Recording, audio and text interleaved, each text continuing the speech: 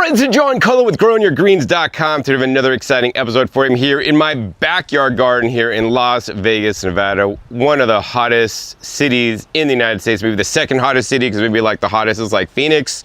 But pretty much most days in the summer we are over 100 degrees. In this episode, I'm going to show you guys the best leafy greens, as you guys can see, to grow that I'm growing. So I've been growing greens here in Las Vegas for over 10 years now and experimenting with different varieties, and I'm growing new different kinds all the time. And why it's important what I'm growing here, if you don't live here, is because I believe and I've seen the climate is changing. There's more natural disasters. Temperatures are getting hotter, and as temperatures get warmer, the crops that you may have known and loved and used to grow over the many years in the past no longer perform well for you. They may bolt. They may just not even grow well. They may get bugs, disease, and all these things, right?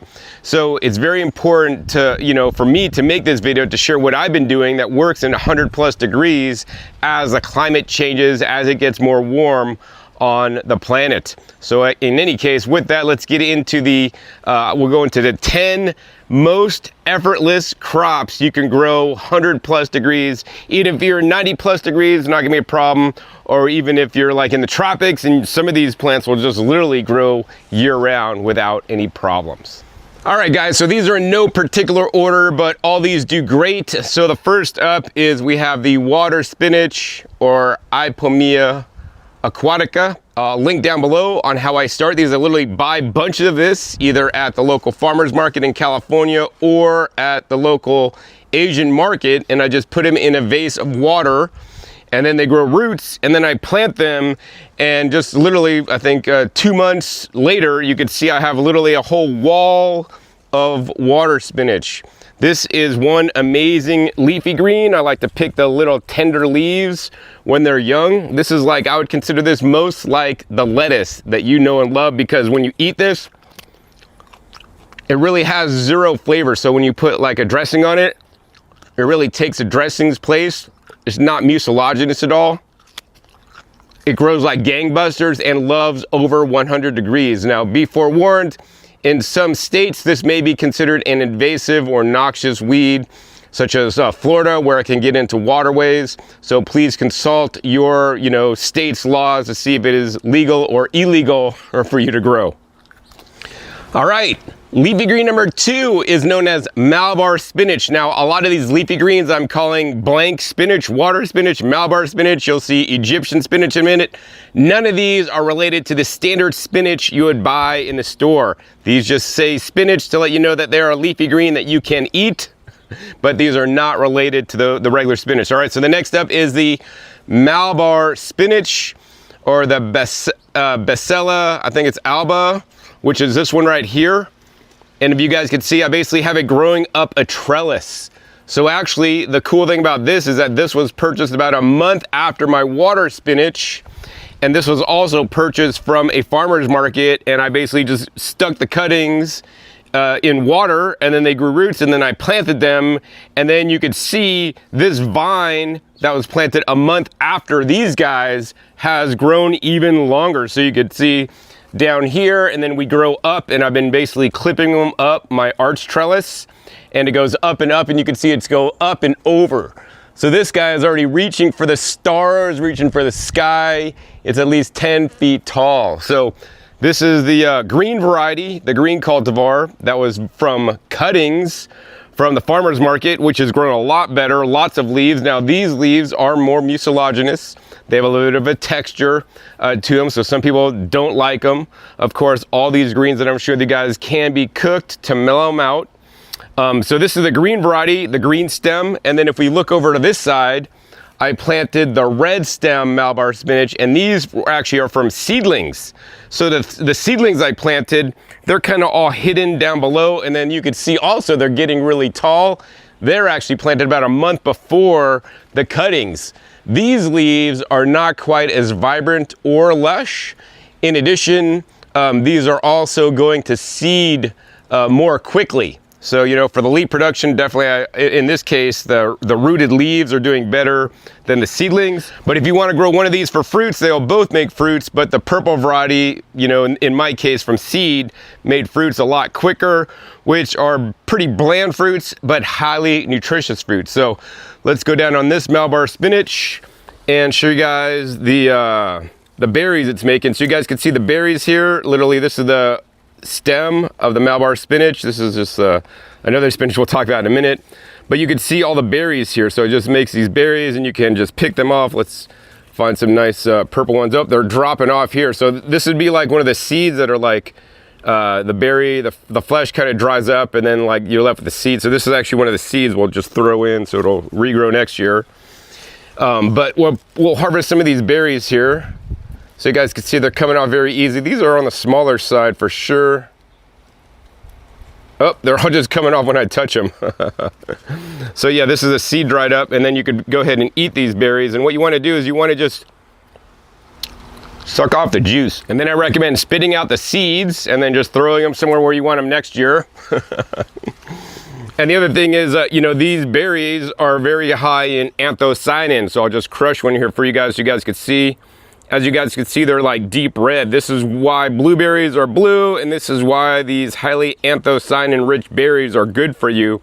I just mushed the fruit. You can see the little juice, and then you can see the little seed here that will then throw into another bed to grow for next year. So yeah, with the Malabar spinach, you not only get the greens, which can be nice and lush, and some of these greens are getting really large, but you also get the bonus of the anthocyanin-rich berries as well. All right, third green up is the longevity spinach, because you'll have a long life if you grow this. For me, this is a perennial, can grow year round. It doesn't like below 33 degrees, so it's a rare tropical green that lives year round. That doesn't mind the cold temperatures.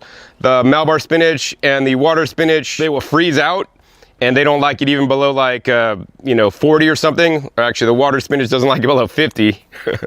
But this guy could handle it even at 33. It's like growing good at 32. It doesn't make it. So actually, this was planted over a year ago, and I overwintered it. I did lose a lot of the, you know, growing. I did put some Christmas tree lights on it to keep it a little bit warmer. But you can see, I'm also trying to basically train this to grow up, which is kind of working, but kind of not, because it really wants to grow out. So I would not say this is the optimal green to, like, you know, trellis up.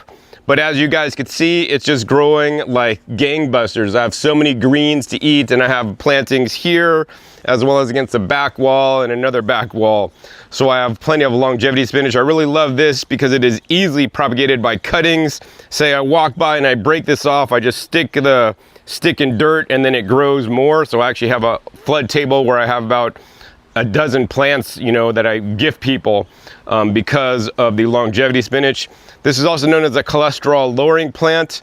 I would say the water spinach so far is the least mucilaginous. This is a little bit more mucilaginous than the water spinach. And then of course, the Malabar spinach is most mucilaginous of them all. But yeah, this is a very beneficial and potent plant. I love to eat just the little tender greens, just like this. Crunchy, a little bit of mucilage. But yeah, it's delicious nonetheless. I like to, you know, do like maybe like mostly like the water spinach and then mixed in with some of these other leaves to a lesser extent, so I have less like sliminess when I'm eating my amazing summer salad that I literally grew in my backyard. So the fourth leafy green, one of my favorites for sure, all these are my favorites, I love them all because I eat them all summer long, is called the Bele, B-E-L-E, also known as the salad tree or Abelmoschus, manihot, something like that. And this literally grows as a tree. You guys can see here, these are now pushing like 3.5, 4 feet tall. Some of these that are getting tall, and every one of these decorative leaves are edible. There's several different kinds of the Bele.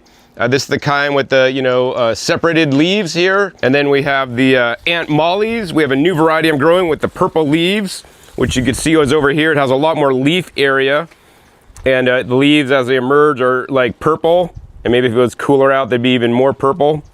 but I really like this decorative type. These are only started by cuttings, actually, although my plants that I'm growing in Puerto Rico, because this grows easily year-round in Puerto Rico and other tropical climates. I first learned about this in Hawaii myself, actually. It did go to seed, so it may be rare to find seeds for it. Maybe in the future I'll be selling some of the seeds, but generally this is propagated by cuttings. And on all these plants, they're gonna grow for the summer. And last summer they got probably like this tall.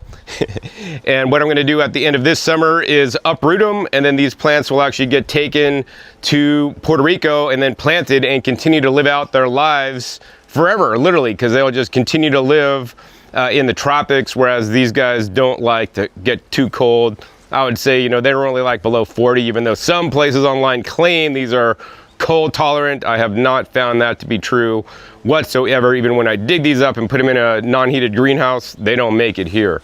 But yeah, during the summer, you can rage and you can have plenty of leafy greens. This is another one of my favorite leafy greens to eat. You can see I come down and I harvest like the new tender growth here, so you guys can see these are the newest leaves, the newest, second newest, third newest. I'll just come down and harvest leaves like this, and these are the leaves that I would actually eat in my salad. All right, so let's try this on camera for you guys.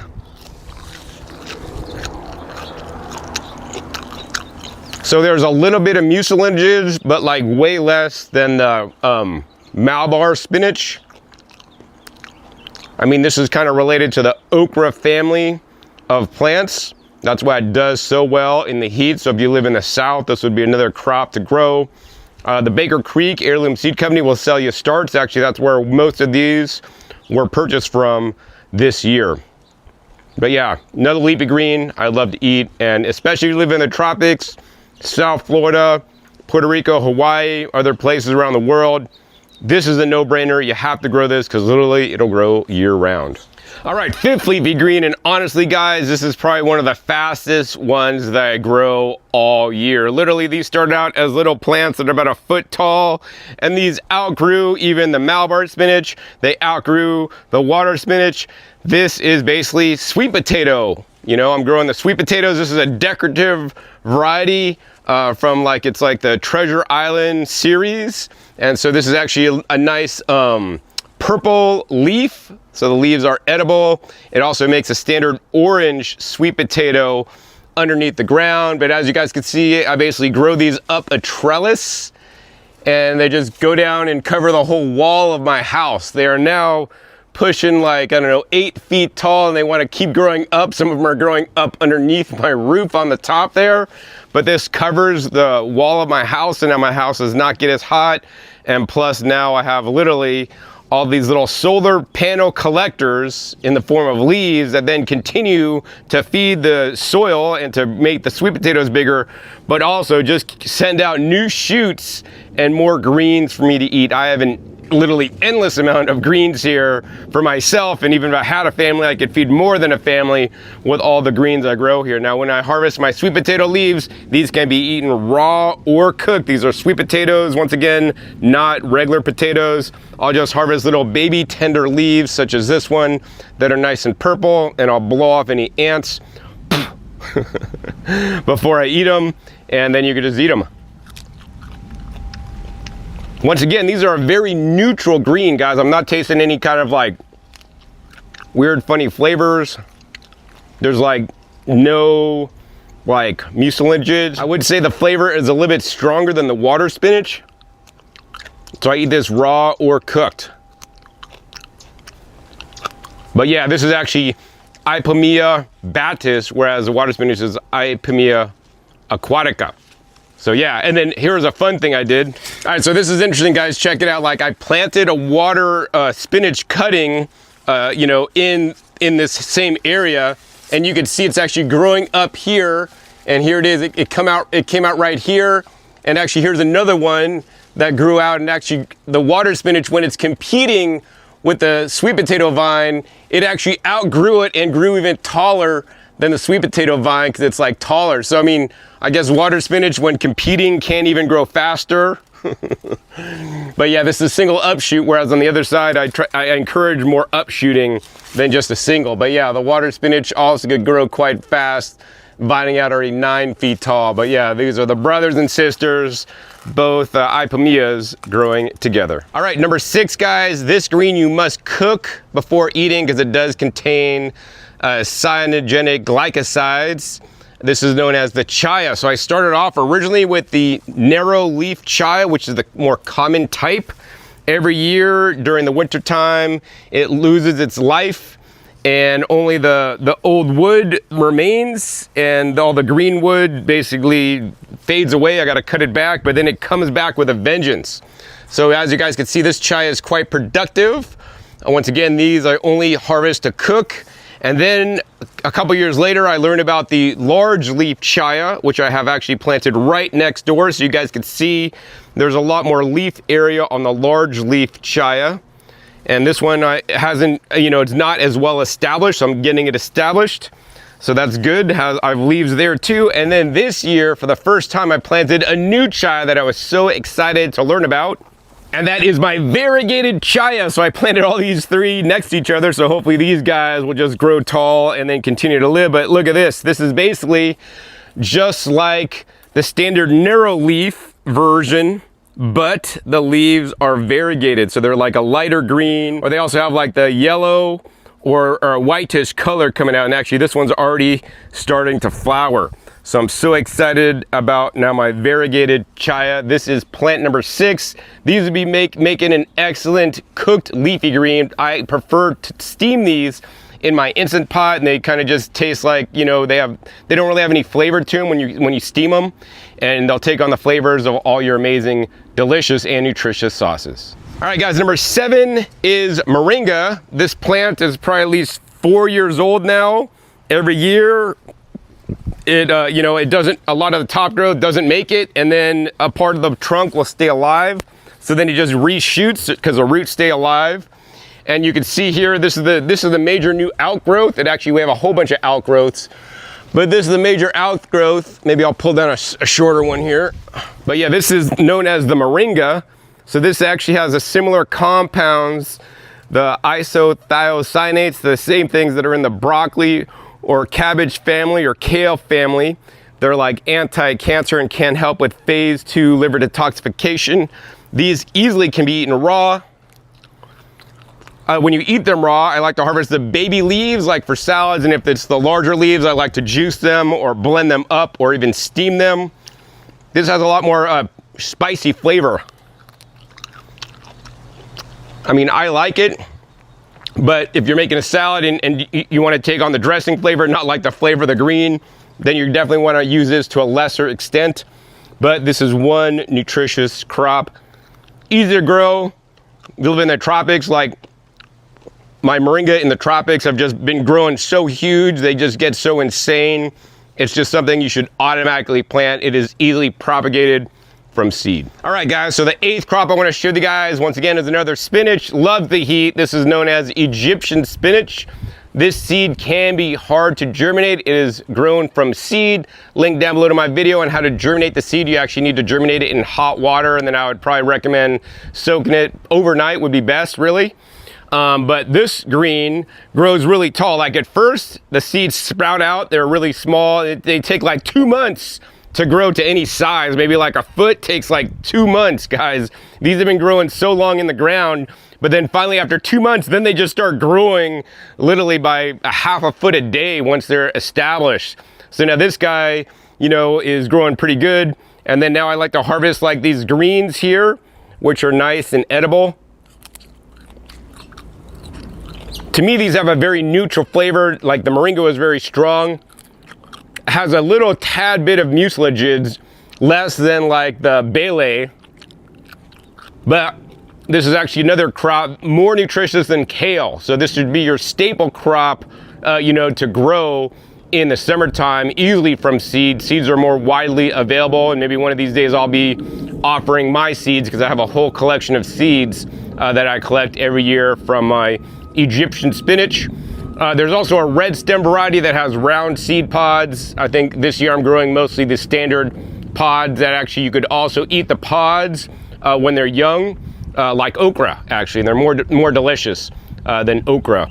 when you eat the young pods. If the pods get more mature, then just save them for seed. So the 9th crop I want to show you guys is the Cranberry Hibiscus, also known as the false roselle. I'm growing roselle, which is the standard hibiscus used to make the jamaica or the tea. I'm growing that in the side of the garden that is more shaded. It doesn't like the full sun. It doesn't perform as well, I found, but the Cranberry Hibiscus performs way better in the sun. And as you guys can see, I have a nice area here with the Cranberry Hibiscus that we're talking about right now. We also have the Egyptian spinach, which you can see we're starting to get the little baby seed pods on right here. So at this point, I'd let these get a little bit bigger. Maybe I'll harvest this one for you guys. But when they're like this, you could harvest these little things and eat them.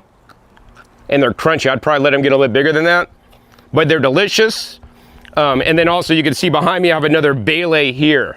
So you can see the Bele was pretty good, has been growing good. And at a certain point, this Egyptian spinach is now towering over it. And then now here we have the Cranberry Hibiscus. And the funny thing is, actually, you know, these two plants are kind of like related, right? Nonetheless, the Cranberry Hibiscus, I love it, number one, because it is purple leaves. They're rich in anthocyanins. And once again, I'll harvest just the little babier, the smaller leaves, and I'll just add it to salads. This one, when you eat it, it'll give you like a little bit of like the lemon, like the lemony flavor, like you're eating sorrel kind of. So once again, I like to take a few of these leaves off and add them into salads. Also, of course, the larger leaves can be cooked as well. All right, guys, so that leads us to number 10, and I consider this a green, although some people may consider this an herb. It is known as Papalo, and this has been growing like gangbusters. I keep topping it. I'll come off and top it, and this one is more fragrant. You could smell it. It has a very unique smell. Actually, they used to use it in the place of cilantro before cilantro was discovered, and I like to just pick it and eat it. It has a unique flavor. It's hard to describe it. I mean, you could say it's not like cilantro. It's not like parsley. I mean, you just got to try it. It's like delicious, right? It's a camera person's like favorite green that I'm growing in my garden. It grows so fast, and the cool thing is, if we look closely, I started with like 4 plants, and this 4 plants are making like a huge bunch. Oh, and here it is. If you come over to this side, you guys can see it's going to seed. So this is what happens when it goes to seed. It just sets up these little things, and then this one looks pretty dry, so we're gonna, pop it off. And you can see this is kind of like a dandelion where you could just blow these off, right? And the seeds are actually the bottom. These are the long seeds on the Papalo. They're actually quite hard to germinate, so look up on how to germinate them. Also, they have a low viability actually. So I'm just gonna spread these in my garden. Hopefully they'll come up back next year. So yeah, that was the 10 most effortless greens you guys can grow in your summer garden. But now I want to show you guys the last bonus green that I just started growing this year, kind of haphazardly, that is now elevated to being a bonus in this episode. It's actually from the Mediterranean and climate similar to what we have here in the desert. All right, so the bonus green that I want to show you guys today that I've found is doing really well here in the desert is arugula. You're like thinking, John, wait a second, arugula in my garden bolts faster than anything else. Yes, I have grown common arugula in my garden pretty much every winter time, and at the first heat of the spring, it freaking bolts, and then it's done, right? The standard arugula makes like the white colored flowers, right? And I'm not talking about that kind of arugula. This is the wild arugula from Italy. So this is probably from the Franchi Seed Company, wild arugula. And I planted these, and for the longest time, they really didn't do anything over the winter time. They barely just stayed alive. But once it started to heat up, then they just took over. So you guys can see this whole bed, pretty much the whole understory, aside from some areas have my purslane as the understory, is the wild arugula. So you can, this is just all wild arugula in here, guys. I have just a whole bed of wild arugula. And my favorite way to use a wild arugula, yes, the leaves are not that large. I mean, here's a leaf on the larger side of the wild arugula. Once again, this is in the brassica family plants. Have the isothiocyanates that are good for liver detoxification, help keep you younger. Nice spicy, woo, rocket flavor, send you to the moon. How I like to use these is actually I just go around when I'm harvesting for salad is I top them. So you can see this is about to go to flower. You can see this one is going to flower. On the other side of the bed I have ones already producing seed. I'll just come by and snip these off, and then these all go in my salad. I'll just chop these up, put them in the salad. They give a nice hot spicy flavor. The isothiocyanates are one of the healthiest compounds from the plants that I want you guys to eat on a regular basis. And now you have an easy to grow summer green that is rich in isothiocyanates, plus also has a nice hot spicy flavor for those of you guys that want to spice up your love life. I mean, spice up your dinner plates and lunch plates. Wow, arugula, guys. I'm amazed how well it's done this summer in the heat, and I encourage you guys to try it. All right, guys, so tell me which one of these greens are you now gonna grow after watching my episode and learning how these greens thrive in 100 plus degrees. Leave a comment down below, even if you never commented before. I wanna know which one of these greens you love the most, and you're gonna start to grow because of my video. So you guys become more resilient in this ever-changing climate. And if you guys want more information on any of the greens that you guys saw today, I'll post links down below, because most of these greens that I've covered in this episode, I have specific videos on how to propagate, how to start, how to grow them with even deeper and further knowledge. So check the links down below for more information on each of these greens. Also, of course, in the description, I have all these names listed out, English and also the Latin name as well, so you could find them easily near you or online. So if you guys enjoyed this episode in my backyard garden, 100 plus degree weather, thumbs up this video. More importantly, share it with other people around the country and around the world that live in hot climates where they think they can't grow stuff, because surely if you pick the right greens and eat them, you'll be healthier. But if you pick the right greens, you'll be able to grow them 100 plus degree weather. Even if it's 90s or 80s, these greens are gonna laugh at the weather. Also, be sure to click that subscribe button right down below so you miss my new upcoming episodes. I've coming in 5-7 days. You never know where I'll show up. We'll be learning on my YouTube channel. Make sure you click the little bell so you get notified as many videos come out. And finally, be sure to check out past episodes. My past episodes are wealth of knowledge. Over 17 episodes at this time on this channel dedicated to teach you guys all about how to grow your own food at home. So with that, my name is John Kohler with growingyourgreens.com. We'll see you next time. And until then, remember, keep on growing.